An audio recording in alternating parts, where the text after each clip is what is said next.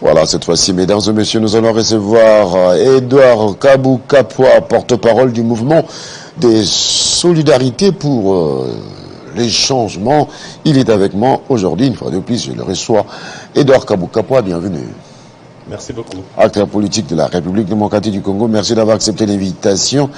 La CENI a publié les calendriers électoraux. Eh bien, vous êtes politique, vous êtes concerné. Vous vous préparez déjà à affronter les élections. Absolument. Nous avons apprécié le geste de l'organe technique en charge de l'organisation des élections dans notre pays. Et c'est déjà un coup d'envoi, une forme d'alerte pour dire il faut ranger les troupes en mode de combat, si je peux parler ainsi. Et sur le plan politique, les voix s'élèvent pour demander la cohésion autour de ces bureaux. Pour le FCC, la Mouka, ceux qui sont là ne le représentent pas. Est-ce qu'on va aller aux élections dans ce climat? Mon cher ami, nous sommes habitués à ce genre de discours. Mais si on doit souscrire à tout ce qu'il y a comme prétexte pour ne pas aller aux élections, on n'ira jamais aux élections. On ne peut pas vouloir une chose et son contraire à la fois. La CENI, il a été institué conformément aux règles d'usage. Les animateurs sont là et ils sont en train d'abattre le travail. Ils sont mis au travail. Aussitôt qu'ils ont publié, auparavant, on réclamait le calendrier. Aussitôt que les calendriers publiés, tout le monde veut critiquer, tout le monde devient expert, même les quados. Ils sont experts aujourd'hui. Tout le monde a un mot à dire sur le calendrier. Mais voyez, posez la question à l'organe technique. Pourquoi ce calendrier? Mais le problème, c'est que les animateurs, même de l'organe technique, sont contestés par la classe politique. L'opposition conteste les animateurs de la CENI, surtout ceux qui représentent l'opposition, qui ne sont pas ceux qui viennent de leur rang. Parler de la classe politique, il y a une question qui me vient en tête du coup. Quelle est cette classe politique-là?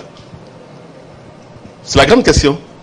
Parler en des termes quelque peu voilés comme ça, c'est facile. Classe nous parlons du FCC, nous parlons de la Mouka, qui s'est plein de représentants, de ses représentants, qui ne sont pas à la CENI. Qui est encore dans la FCC? Qui est dans la FCC actuellement? Le FCC n'existait pas pour vous? Bon, de manière théorique, oui. Mais les grands animateurs, vous les connaissez mieux que moi. Ils sont aujourd'hui. Ils ont souscrit au dynamisme de changement. Il y a eu beaucoup de conversions, vous êtes au courant? Bon, on ne va pas avoir la langue de bois. On va pas avoir la langue de bois. Mobutu a utilisé la même politique à l'époque, avec Tshisekedi, qui avait la plus populaire pour être Premier ministre. Mais c'est Birindo a comprenait, c'est Mungouroulia qui a comprenait. Mais après tout, l'histoire nous a rattrapés. Pourquoi ne pas se poser des bonnes questions pour trouver des bonnes réponses? Comparer n'est pas raison. Vous comprenez? Mettons-nous en ordre utile de bataille. On va s'affronter aux élections. C'est la moindre des choses. Vous soutenez... De quoi a-t-on peur? Maintenant, vous me parlez de la CENI. Le lendemain, lorsqu'on va ouvrir les débats autour de la CENI, vous me parlerez aussi de la Cour constitutionnelle. La Cour constitutionnelle, l'ont encore inventé. Et dans l'entretemps, les temps ne nous est pas favorable. Hein. Les temps lui passent. Hein. Et lorsque le temps est passé, comme l'oiseau, comme qui dirait, on ne saura jamais le rattraper. Vous êtes de l'Union sacrée. Mais mon parti, vous le connaissez, le mouvement de solidarité pour le changement, ouais, animé de main de maître par son autorité morale, j'ai cité l'honorable Laurent Batoumouna. Diatabao, vous le connaissez bien. Donc, voilà. Partenaire de l'UDPS, du parti présidentiel, mais aussi qui soutient la vision du chef de l'État. Voilà. Félix Antoine Tshisekedi Tshilombo. C'est le cadre de Est-ce que nous allons aller aux élections avec un climat non apaisé? Donnons le temps au temps. Le coup d'envoi est donné. Que les états-majors s'organisent de manière à aller aux élections.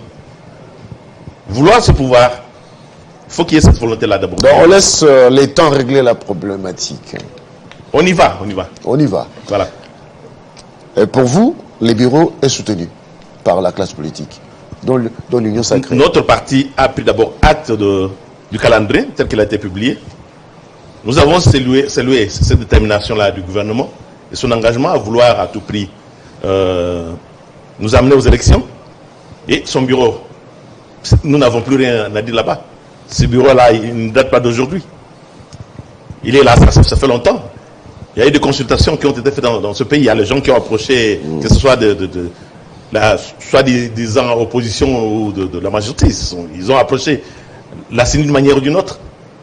Donc, à ce jour, parce qu'il y a eu publication de calendrier, remettre tout en cause, quelque part, il n'y a pas un peu de sérieux, c'est ce que j'allais dire.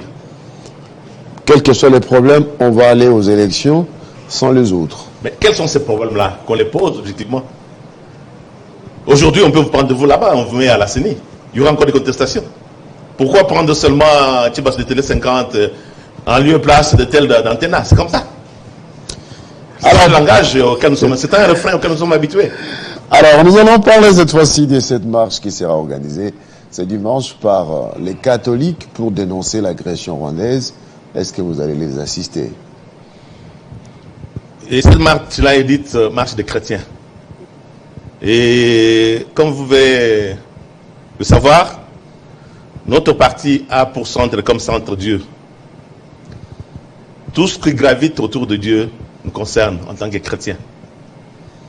Une raison de plus et une opportunité qui m'est offerte pour que je puisse sensibiliser tous les chrétiens du mouvement de solidarité pour le changement de s'aligner derrière les catholiques pour pouvoir marcher, bien entendu en vue de soutenir les FARDC et donner un signal fort à ce pays qui nous agresse, j'ai dit le Rwanda. Ancien ministre, vous connaissez bien la politique du pays, vous avez eu à gérer au plus haut niveau, avoir des responsabilités d'État, mais lorsque vous constatez que cette situation s'enlise, mais à côté nous avons un ancien président de la République qui a géré ces pays, est-ce que pour les raisons d'État, dans le but de trouver une solution idoine, on ne peut pas se dépasser pour créer la cohésion nationale autour de cet idéal, la paix dans l'Est, et bénéficier du conseil de l'ancien président qui a vécu ce qui se passe aujourd'hui. Parce que c'est une répétition. Hein. Le Rwanda revient toujours à la charge pour déstabiliser chaque président qui arrive au pouvoir en RDC. Je n'en doute pas, l'ancien président, j'ai cité Joseph Kabila, c'est une personne de ressources. Et inutile de vous dire, lorsqu'il faut faire des négociations, je ne pense pas qu'il faille absolument amener des fanfares, trompettes, à la place publique, non. Qui vous dit qu'en sourdine, il ne se contacte pas, il ne se consulte pas? Qui vous dit ça? À moins que vous demeuriez dans le secret de Dieu. Parce que j'entends tout le monde crier, pourquoi on ne le consulte pas? Qui vous a dit qu'on n'a pas consulté? Est-ce qu'il faut absolument le mettre sur la place publique? C'est cela la question. Il faut d'abord se rassurer avant de dire quoi que ce soit. Si l'actuel président n'a jamais eu à le contacter d'une manière ou d'une autre. Ce sont des grandes personnalités au sommet de l'État, donc je crois, entre eux, quand ils se considèrent, ne devront pas amener tout ça sera sans tambour battant. Voilà. Donc ça sera sans tambour battant. Parlons maintenant. Nous avons vu les chefs de l'État qui a, dans une interview, démontré sa volonté d'appliquer la diplomatie, l'approche politique, mais n'a pas négligé l'approche militaire. Et l'approche diplomatique, Nairobi, quelle chance donner à ces assises de Nairobi, parce que l'Assemblée nationale avait adopté une recommandation, pas d'intégration, pas de mixage, pas de brassage au sein de l'armée. De quoi discute-t-on à Nairobi? C'est important. C'est notre point de vue aussi. Réintégrer tous ces belligérants-là au sein de notre armée ou de notre police, je ne pense pas qu'il pourra en être le cas. D'une seule voix, toute la population se tient debout pour dénoncer cela. Et les négociations, on ne peut pas le refuser. Par les négociations, on peut apprivoiser les autres, les convaincre à abandonner cette sale besogne dans laquelle ils se sont engagés. Et vous conviendrez avec moi que le chef de l'État n'a pas un esprit belliqueux. Vous avez constaté depuis qu'il est là, sur son parcours, il ne veut pas teinter ses mains de sang. Il n'est pas... C'est quelqu'un qui vient de Dieu. Ce n'est pas un va en guerre. Oui, voilà. Donc, c'est quelqu'un qui a un grand amour pour ce pays. Mais apparemment, il est en face de lui. Je crois... Monsieur Kabouka, la guerre, c'est pas quelque chose qu'on peut mais en face de lui, il y a des provocations terribles. La guerre, on ne peut pas la souhaiter. Mais cela n'exclut pas la possibilité par nos forces armées de s'organiser. Non. On doit se préparer à la guerre à tout moment. Et moi, je peux aller même plus loin. En même temps, au moment qu'on est en train de négocier, il y a la diplomatie, il y a les attitudes politiques qu'on est en train d'adopter. Mais il ne faut pas négliger l'aspect militaire. À court terme, à moyen terme, à long terme. À long terme, il faut déjà commencer. C'est un processus qui doit déjà commencer. Il faut commencer par privilégier ce qui pourra nous aider à lever la tête l'un l'autre jour. Qu'est-ce que je veux dire par là? Tout doit commencer par l'éducation. Éducation, les militaires, on doit les former, c'est de l'éducation. Donc il faut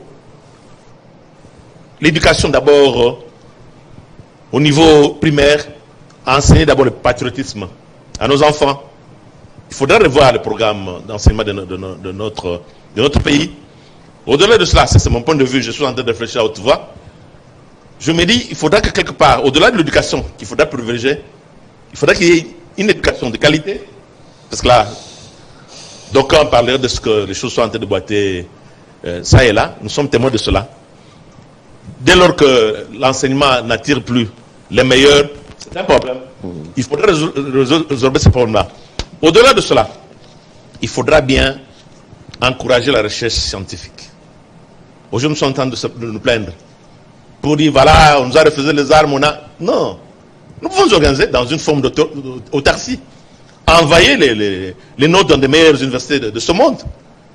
Faire la recherche et revenir pour booster peut-être le développement de ce pays. Ce n'est pas impossible. Il faut commencer quelque part. Et pour ça, il faut une bonne volonté pour ce faire.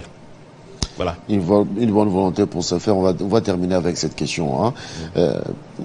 Mais pendant ce temps, c'est la présence des militaires, des forces de la sous-région. Que pensez-vous de cela?